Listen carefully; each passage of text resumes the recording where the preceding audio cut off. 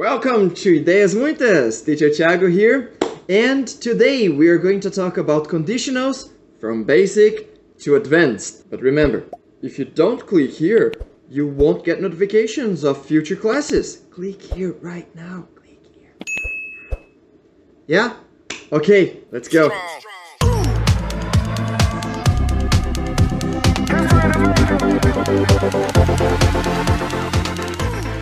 Welcome to another show. If you get it, you win it. Let's meet our contestants. Straight from Lucky Land, Mr. Positive Oswald. And from the rainy coast of Gloomingport, Mr. Unfortunatus. And let's go for the first question. Remember, the fast on the buzzer gets to answer it. What happens if you put an egg in hot water? If you put an egg in hot water, it boils? Correct! And if you had said you get hard-boiled eggs, you would have gotten it right too. Oh boy. If I were fast, I would answer it correctly. For sure. Let's go to our final question then, and this one is worth $1 million. Mr. Positive, what will you do if you get the money? If I win it, I will save it. I have everything I want. Mr. Unfortunatus? If I won, I would travel. And if the money was sufficient, I would move to another city too. Okay, last question. If you have 4 oranges, eat one and give one to your friend. How many oranges do you get in the end? If I had bought these oranges, I wouldn't have given them to anyone. So, I would still have 3 oranges. Sorry, but that's incorrect. And the winner is Mr. Positive again. Thank you. If I had thought better, I would have won. So let's talk about conditionals. A conditional is a sentence that is formed of 2 parts. The first one is the condition, something that needs to happen, so we have a result. The result is the second part of the sentence. If I don't drink coffee, I don't wake up. There are 5 types of conditionals, but we learn them in different stages of our learning process. Zero conditional. Again, if you don't boil an egg, you can't eat it. Eating a raw egg? No, that's not good. So these are results that we always expect when we have this condition met. For example, every time you put an egg in hot water, it boils, right? So it's always like that. The zero conditional is also really used in procedures. If you see fire, please alert the firefighters. If I see a cockroach, I run. Every time I listen to the song, I can't stop dancing. You make the zero conditional using if, a present sentence, and again another present sentence. If you put an egg in hot water, it boils. Remember to use the comma every time you start with if. The first conditional.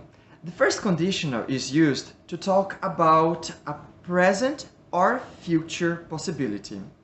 I like to say we use it when we are feeling lucky. If the weather is nice today, I will go for a walk later on. I think the weather will be nice, so I will probably go out. So it's something that it's possible to happen. I believe it's possible, right? You make the first conditional using if, the simple present, and then the second sentence with will. If I win the lottery, I will buy a house. Now, if you feel unlucky, you are going to use the second conditional. Why? Because we use the second conditional to talk about things that are just imaginary, just in our heads, something we believe it's very difficult to happen. If I had $1 billion, I would travel around the world, but I don't have that much money in my wallet, so it's impossible.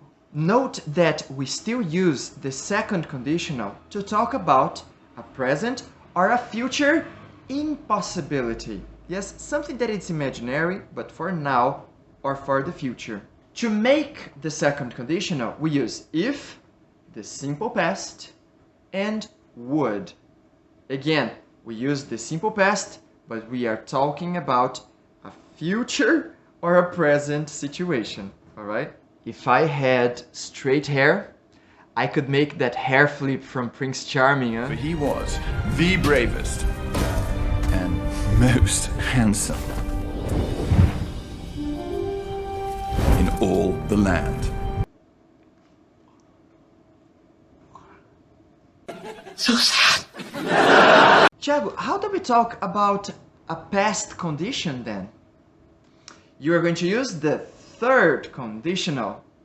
The third conditional is used to talk about past and then impossible situations. Things that could have been different in the past.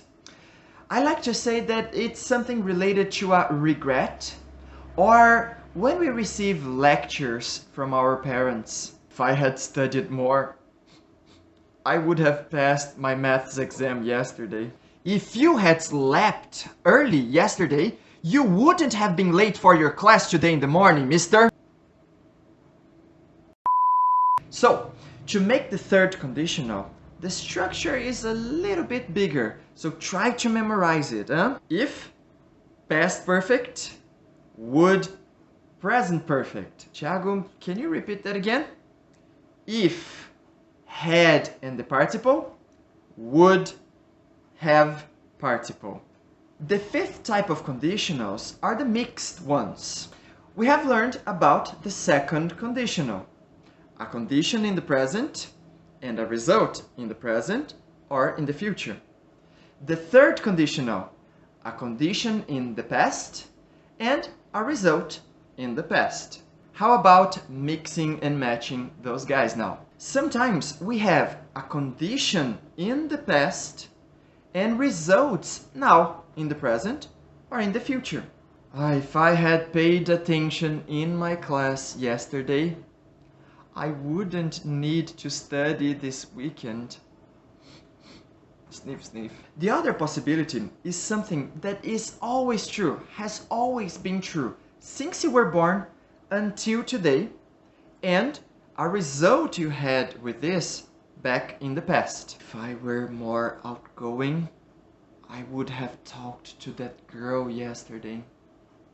If I were not poor, I would have bought that house I saw last weekend. It was so beautiful.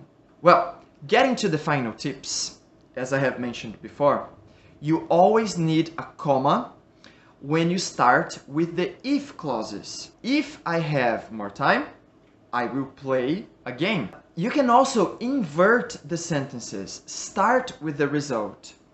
I will play a game if I have the time. You don't need a comma in this case. Finally, the questions are always in the result clause. Will you play a game if you have the time? And now, how about going back to the contest from the beginning of the video and writing down all the conditionals that were used? You got it, dude. Well, and if you like me, don't forget to subscribe, and if you want to learn more, you will click in one of these two videos that are showing here. I'll see you the next time. Bye.